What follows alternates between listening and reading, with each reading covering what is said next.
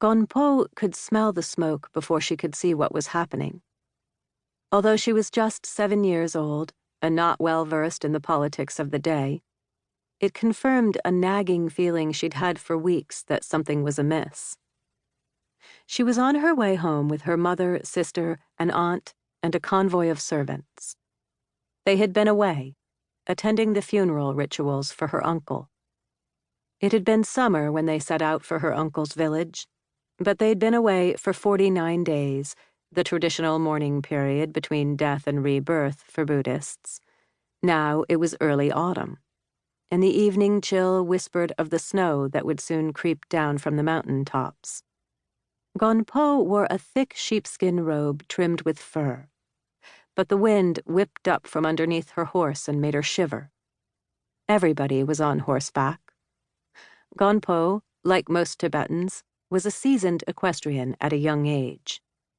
They followed the course of a road that had recently been laid out by Chinese military engineers, though not yet paved, heading due west into the setting sun.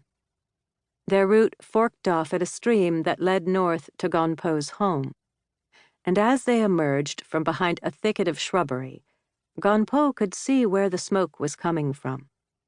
From her vantage point atop the horse, she had a clear view of 6 bonfires and a corresponding number of tents. As they approached, she could see that these weren't the black yak-hair tents used by Tibetans, but the small white tents of the People's Liberation Army. This was 1958, 9 years after Mao Zedong had proclaimed the People's Republic of China. So it was not unusual to see encampments of the Red Army around the countryside. But this was on the family property, and that was surprising. Gonpo had been fighting off sleep on the last leg of the 2-day trek, but now she was jolted awake by curiosity and a touch of fear. She was one of the first to dismount, sliding off her horse without waiting for the servants to help her. She ran up to the gate, wondering why nobody had come out to greet the returning convoy. She banged hard on the gate, a slab of wood twice as high as a grown man with a massive lintel across the top.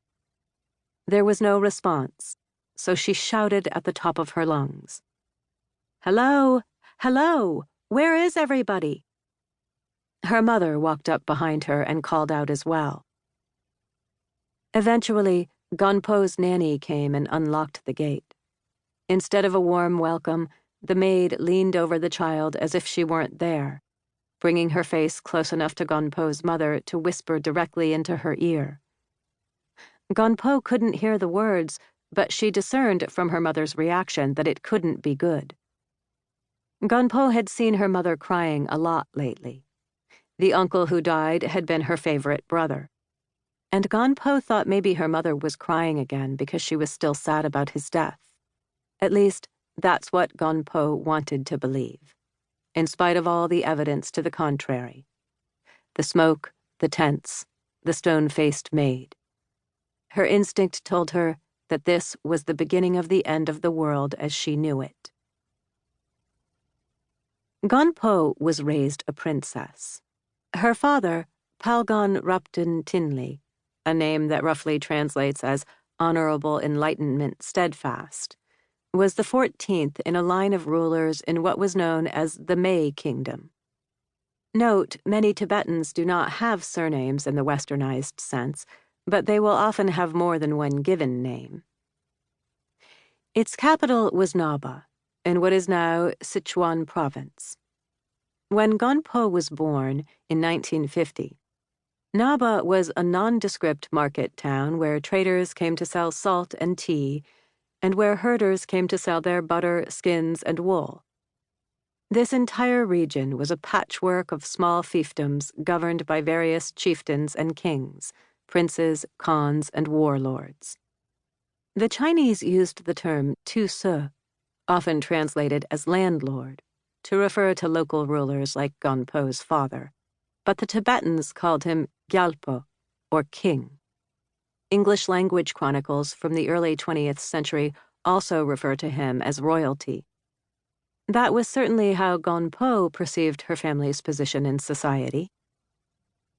As a child, Gonpo was dressed in the floor-length robes called chupas, cinched at the waist.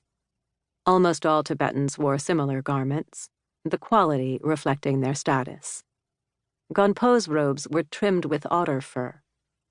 Around her neck, she wore ropes of beads, big as grapes, coral, amber, and, most precious of all, tsi, a Tibetan striped agate, thought to protect against the evil eye. Otherwise, she wasn't a very girlish princess. She was cute rather than pretty, with gapped teeth and a snub nose that gave her the look of a mischievous little boy. Like many young girls in Ngaba, Gonpo had her hair cropped short, a signal that she was not of marriageable age. Her mother and other adult women in the royal family wore long braids, held in place by tassels and strands of coral, so elaborate that they might take servants 2 days to braid.